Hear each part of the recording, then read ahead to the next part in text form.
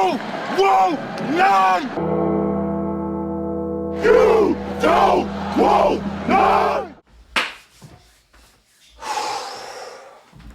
What's going on, Tar Heel Nation? It is your favorite North Carolinian, Russ, the Tar Heel. And in this huddle, we got to obviously talk about the 86-79 loss that the North Carolina Tar Heels suffered at the hands of the Syracuse Orange.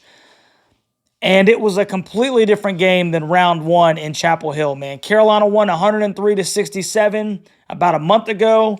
Syracuse could not miss a shot, it seemed like, man. And you know what? Before we start talking about Carolina, you really do got to tip your cap to the Syracuse Orange, man, because they made a ton of tough shots. They made a ton of jumpers. I mean, they shot over 60% in the first and second half, man. And anytime a team does that, bro, it's just they're on. They're on. And you got to tip your cap to them. So I'm going to give my praise where the praise is due. Obviously, they deserve a ton of credit. They end up storming the stinking floor as that's their first win since like 2019 against a top 10 team. And I'm just really surprised. I'm almost speechless. I'm almost speechless because we're getting deja vu from football season, it seems like, right? Team is on a high, undefeated in football. You know, we're not undefeated in basketball, but we go up to top three. And a lot of people, myself included, are like, man, this team is locking down on D, bro. They are playing with grit and passion and pride. And then the Georgia Tech game happens. And then they come back, they mollywop Duke. And you're like, okay. The Georgia Tech game was kind of a fluke. And then now Carolina's dropped 2 out of its last 3 because they've lost to Clemson and now Syracuse. 2 unranked teams. Unranked teams. Carolina's 2-3 in their last 5 with losses to 3 unranked teams. 3 of them. And I just don't know what to say, guys. I don't know what to say. I don't know what has happened because we're looking at a completely different basketball team. A completely different basketball team. I'm just not seeing the pride and passion, man. I'm just not seeing the pride and passion. And it's the very thing that Carolina exhibited when they went on that run and we thought that this team was different, man. I don't know what it is, man. I don't know if it's the coaching staff. I don't know if it's the players. I don't know if it's a culmination of both, but something's got to change, man. Something has got to change because whatever has been happening in the last 5 games, it's not stinking working, dude. It's not working. Syracuse shoots for the game 62.5% from the field. Not in the half. For the game. 40 minutes. 62.5% from the field. They shot 47.1% from 3, had 8 turnovers, and only 23 rebounds. You say, how in the world could they only have 23 rebounds and win the game? Because they made all their shots, it seemed like. All their stinking shots. And then because they were making all those shots, they were able to get back, set up that zone. Remember when I said that these guys were going to stink and scrap whatever they had done in game 1? That's exactly what they did. They scrapped it, and they almost exclusively went to that 2-3. And Carolina took some time to master it. And I thought they did some good things. There was a portion of that game where they had Elliot Cadeau flash into the middle. We're able to move the ball around, get the ball inside to him. He's able to face up, either hit a jumper or facilitate it to a cutting forward. And he did a really good job. And then it seems like we went away from that because then Armando started being the guy that was flashing. And he's not even looking for a shot. And there's nobody on him right there at the free throw line, you know? So I don't know what the thought process was right there because I felt like it was working with Elliot Cadeau. Even though I was critical of that move at the beginning, it was working. So stay with it, you know? And we didn't. And that was real frustrating to see, man. It was real frustrating to see. Carolina shoots 47.5% from the floor, 44.4% from three. They had 11 turnovers, and they were +7 rebounding margin. They had 30 to Syracuse's 23. Now let's go to the box score, because I think, with Tar Heel Nation in the comment section during the live stream, man, a lot of people were extremely displeased with Cormac Ryan. And what's insane, I almost feel bad for the kid, honestly, because we're talking about how he's been so inconsistent offensively, right? Knocking down threes, shooting a decent percentage from the floor, saying that he's a liability offensively and that he's not knocking down shots. Cormac Ryan in this game shot 6 for 14, over 40%. Cormac Ryan in this game shot 4 for 9 from three. 4 for 9 for three, over 40%. And he was 2 for 2 from the line. Had 3 assists, 18 points. Cormac Ryan. But the issue was that he had 5 turnovers. And I mean, they were bad turnovers, untimely turnovers, and lazy entry pass turnovers. Like, I think 3 of them where Judah Mintz or J.J. Starling just stepped down because he was telegraphing and so lazy, as if he's playing like, a 5-on-0 offense where he's just trying to work the ball inside and nobody's guarding him, and they're just stepping down in front of the stinking post-entry pass and they're going the other way. At least 2, I'm pretty sure 3. And that was super frustrating. And then obviously he had the turnovers at the end of the game when Carolina was still kind of in it. Just timely, costly turnovers. And so we're not talking about him shooting at this in this game. We're not talking about that. We're talking about Cormac turning the stinking ball over, bro. 3 assists and 5 turnovers. His assist-to-turnover ratio was atrocious. Obviously, that's less than 1-to-1. And he killed us because they were so timely. So you affect the game positively as far as scoring, but then you become a liability just by keeping possession of the basketball, man. And you talk about just a really good, really bad game from him that for all intents and purposes, man, really hampered the Heels. I'm not going to say that Cormac cost Carolina the game. I'm not going to say that. But it definitely didn't help Carolina's situation. Another issue to me was Armando Bacot. Once again, he's got a 6'8", 225, 230-pound guy trying to guard him down low on the blocks. Malik Brown, undersized. There is no reason in the world why he should have not, correct me if I'm wrong, but Syracuse did not make a habit of double teaming him down on the block. For whatever reason, they felt confident with that matchup with Malik Brown, and Armando Bacot did not take advantage of that at all. He only had 9 attempts.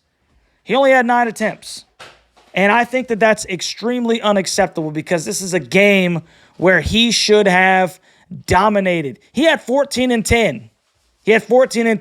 Armando should have had 25 and 15. Period. If he would have just been assertive in the paint. Super frustrated with how not aggressive Armando was, especially in times where we needed him to be aggressive. He did not take advantage of the opportunities that were presented to him, even though they were playing that 2-3 zone. And it's become a liability in that you don't know what Armando Bacot you're going to get. Is it going to be 25 and 10 Armando Bacot, 24 and 13 Armando Bacot, or is it going to be, 14 and 10 Armando Bacot when he should have been 25 and 10, 25 and 15 Armando Bacot? Frustrating, man. Frustrating. Because this is a game where I really believe that he could stinking take over, and he didn't. RJ was slow. RJ was slow out the gate, man. Once again, 7 for 17 from the field, 4 for 11 from 3. Not a great shooting night. Not the greatest shooting night from RJ. Less than 40% from 3 And, it wasn't necessarily an efficient 19 points for RJ Davis either. And, we just didn't have enough, man. And I think it all goes back to passion and pride, and we're not locking down on defense, man. Another thing, we talked about Elliot Cadeau being a liability out up top. His closeouts are terrible. He's just jumping out there. Guards are just driving right by him. They're getting into the paint. But even though that's been consistently happening, and we know that Elliot is not the greatest of defenders right now at this point in his career. I mean, the kid's 19. He's a true freshman point guard. Not trying to make excuses for him, because he's got to be better than that. But Carolina lacked a lot of help side defense, especially in the first half and the first part of the second half. If you know that this guy is suspect closing out, and you know that he's guarding a Judah Mintz or a J.J. Starling, and they're trying to get inside the lane, bro, you have got to come down help side, man, and stop them from getting 3-4 footers and just taking advantage of the littler guards. Help him. And then he can come off of him and drop down to the guy down in the post. But you guys got to communicate, man. You can't just let him dominate EC, and then, I was really disappointed with the help side defense as well, and we're talking about changing things up on defense because they're obviously not able to stop anybody. I mean, it's a rough game to watch, man. A rough game to watch, man. And like I said, I'm at a loss. Judah Mintz had 25. J.J. Starling had 23. I want you to listen to these. Obviously, we already talked about 62.5% from the field. Listen to these averages. Malik Brown, 4 for 4. 2 for 2 from 3. Bell, 5 for 11. Right? Listen to this. Bell was 5 for 11. He was the only guy for the Syracuse Orange that did not shoot 50% from the field. 5 for 11, 3 for 7 from 3. Taylor, 1 for 1. Judah Mintz, 8 for 11. He's thinking balled out. J.J. Starling, 9 for 15. And then Quadir Copeland went 3 for 6. He had 8 off the bench. 62.5% from the field. You're not going to beat a lot of teams, bro, letting people shoot on you that way. And look, we all know they threw up some prayers, man, especially in the first half. But what do you got to say about the second half? Second half, man, they balled out. They balled out, and Carolina was unable to stop them. So I don't know what's got to happen. Tar Heel Nation. I don't know, what is happening in the locker room. I don't know if the coaching staff is just not really getting into these guys' ass, because that's exactly what needs to transpire. If you're handling them with kids' gloves and they're not giving you the effort that they need, then you got to stinking jump down in their stinking throat. And maybe you got to sit some guys for some time, man. If Cormac is going to be, if you are going to be lazy with the ball and be a liability as far as turnovers are concerned, guess what? You're going to come over here and sit with me. Somebody else is going to get your minutes. I don't care how much you're feeling it from 3. I don't care how much you're feeling it, bro. If you can't protect the basketball, you got to sit over here with me, right? And I don't care if you're a senior or not. You got to be better than that, bro. And I think that it's one of those things where we need to start having some accountability with these guys. If you're not going to protect the basketball, you're going to come over here and sit with me. So it'll be really interesting to see what Carolina does, man. Tough trip. You go down to stinking Coral Gables. You're in South Florida. You get a 3-point victory. And then you got to travel all the way to the other side of the ACC footprint and go up to stinking frigid Syracuse and play a team that needed, a resume builder, something that they could point to and say, this is why we belong in the tourney. And Syracuse got that. They got that tonight. And while that's good for the Qs, it's not good for the Heels, because we are seeing a downward trajectory. And something's got to happen, man. I'm calling on the seniors. RJ Davis, Armando Bacot, hell, even Cormac Ryan, bro. You guys have got to rally the troops. And you guys got to decide that you're going to stinking leave it all on the floor again, man. It can't be a bunch of bickering and arguing and stuff like that. Y'all need to come together as brothers And y'all need to fix this thing, man, because you're better than this. There's no way that you can convince me that you're not better than this. You beat this same team 103-67. What happened? What changed? It ain't just because you're up in Syracuse, bro. Something's changed. You guys need to figure it out, right? The seniors need to be seniors.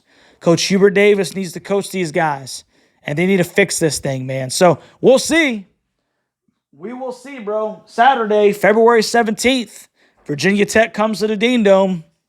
You don't want to drop that game. You don't want to drop that game. And Carolina lucks out that Pitt goes into stinking Virginia, goes down to Charlottesville, and knocks off the stinking Cavaliers. So Carolina, by the grace of God, still has a one game lead against UVA and Duke now. And you still got to go to both of those stinking teams. So we got to get something figured out quick, man. Really tough game to watch, man. It just was. They just didn't have enough. They played from behind the whole stinking game, man. So unfortunate L. Carolina goes to 19-6, 11-3 in the conference. They have dropped 3 out of 5, 3 to unranked teams. So a lot to work on, a lot to fix, and hopefully, they can get back to stinking Chapel Hill, get in front of the home crowd, get that Clemson taste out of their mouth, get the stinking Syracuse taste out of their mouth, get a W at home, take a week off, catch their breath, and then get ready for UVA, man. That's what I'm hoping for, man. I'm hoping that these boys are just stinking tired, man, and they need a breather. I don't know what it is. They got to figure it out. Like I said, I appreciate everybody in the live stream, man, that was hanging out. Obviously, it's not fun when we got to watch the stinking L together, But it is what it is, man. Carolina falls to Syracuse 86-79. If you haven't already, man, please like, share, subscribe to the channel, and consider becoming a member of the Huddle Hooligans. It really helps us build this thing for Tar Heel Nation. We're slowly but surely growing. I hope everybody liked the new live stream thing.